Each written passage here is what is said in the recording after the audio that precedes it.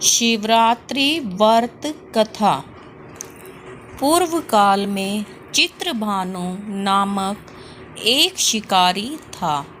वह शिकार करके अपने परिवार का भरण पोषण करता था। उस शिकारी पर साहूकार का कर्ज था, लेकिन वह उसका कर्ज समय पर नहीं चुका पाया। फिर साहूकार ने शिकारी को शिव मठ में बंदी बना लिया। जिस दिन उसे बंदी बनाया गया उस दिन शिवरात्रि थी। चतुर्दशी के दिन उसने शिवरात्रि व्रत की कथा सुनी और शाम होते ही साहूकार ने उसे अपने पास बुलाया और ऋण चुकाने के बारे में कहा। उसके बाद वह फिर शिकार की खोज में निकला। बंदी गृह में रहने के कारण वह बहुत ही भूखा था। शिकार की तलाश में वह बहुत ही दूर निकल आया। अंधेरा होने पर उसने जंगल में ही रात बिताने का फैसला किया और एक पेड़ पर चढ़ गया। उस पेड़ के नीचे शिवलिंग था, जो कि बेलपत्र के पत्तों से ढका हुआ था। शिकारी को उसके बारे में कोई जानकारी नहीं थी। पेड़ पर चढ़ते समय उसने जो टहनियाँ तोड़ी वह शिवलिंग पर गिरती रही। इस तरह से भूखे प्यासे रहकर शिकारी का शिवरात्रि का व्रत हो गया और शिवलिंग पर बेलपत्र भी चढ़ गए। रात के समय एक हिरनी पानी पीने तालाब पर आई। शिकारी ने जैसे ही उसका शिकार करने जा रहा था, तभी हिरनी बोली कि मैं गर्भवती हूँ और शीघ्र ही प्रसव करूँगी। तुम एक साथ दो जीवों की हत्या करोगे। मैं बच्चे को जन्म देकर तुरंत ही तुम्हारे सामने आ जाऊंगी, तब तुम मुझे मार लेना। शिकारी ने हिरनी को जाने दिया।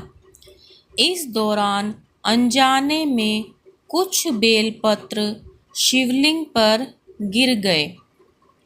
इस तरह उसने अनजाने में प्रथम पहर की पूजा भी संपन्न कर ली। कुछ देर बाद एक हिरनी उधर से निकली। जैसे ही शिकारी ने उसे मारने के लिए धनुष बाण चढ़ाया, तो हिरनी ने विनम्रतापूर्वक उससे निवेदन किया कि हे शिकारी, मैं थोड़ी देर पहले ही ऋतु से निवृत्त हुई हूँ, कामातुर विरहिणी हूँ, अपने प्रियतम की तलाश में हूँ। अपने पति से मिलकर मैं तुम्हारे पास आ जाऊंगी। शिकारी ने उसे भी जाने दिया। रात का आखिरी पहर बीत रहा था, तब भी कुछ बेलपत्र शिवलिंग पर जा गिरे। ऐसे में शिकारी ने अनजाने में ही सही अंतिम पहर की पूजा भी कर ली।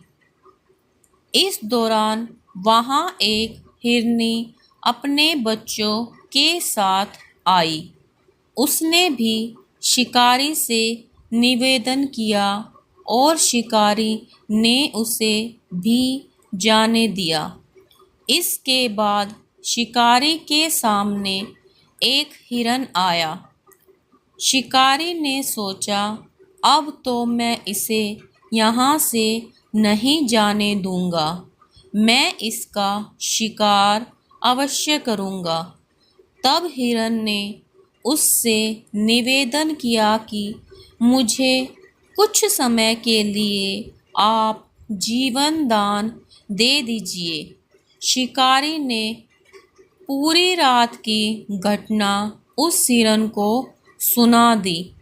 तब हिरन ने कहा कि जिस तरह से तीनों पत्नियां प्रतिज्ञाबद्ध होकर गई हैं, मेरी मृत्यु से अपने धर्म का पालन नहीं कर पाएंगी।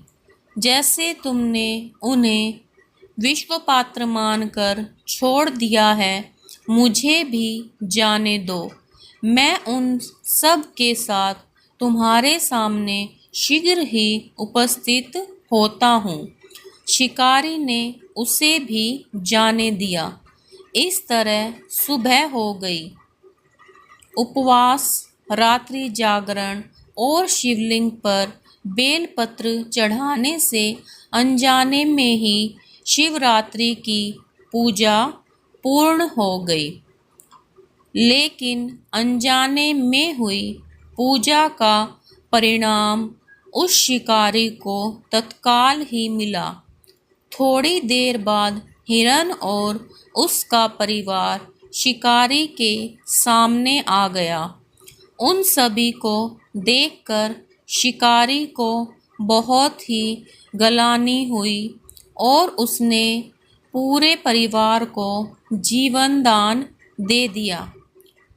अनजाने में शिवरात्रि व्रत का पालन करने पर भी शिकारी को मोक्ष की प्राप्ति हुई।